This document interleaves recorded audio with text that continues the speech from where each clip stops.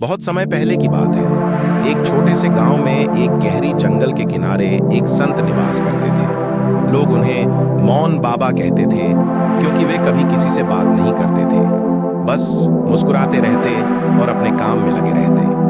गांव के लोग मानते थे कि बाबा साधारण नहीं है। कोई कहता वे स्वयं भगवान हैं, कोई कहता वे भगवान से सीधा संवाद करते हैं। एक दिन एक जिज्ञासु युवक अर्जुन उनके पास गया।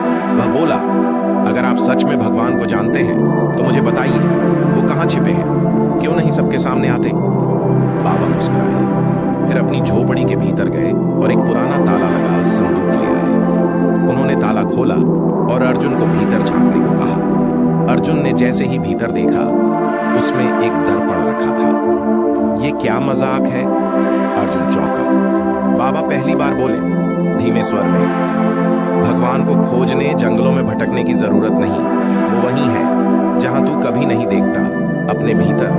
अर्जुन अवाक रह गया। उस दिन से उसने बाहर की पूजा छोड़ भीतर की साधना शुरू की। गांव वालों ने देखा कि मौन बाबा की जगह अब अर्जुन मौन रहने लगा था।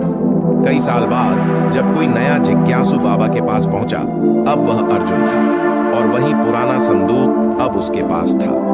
इस कहानी का सार, भगवान कोई बाहरी शक्ति नहीं बल्कि आत्मा की गहराई में छिपी चेतना है। जो अपने भीतर झांकता है वही उसे पा सकता है। अगर आप चाहें तो मैं इस कहानी का कोई विशेष रूप कविता, बच्चों के लिए या और भी गुप्त शैली में बना सकता हूं। यू सेड इसी शैली में और story in Hindi chat GPT said.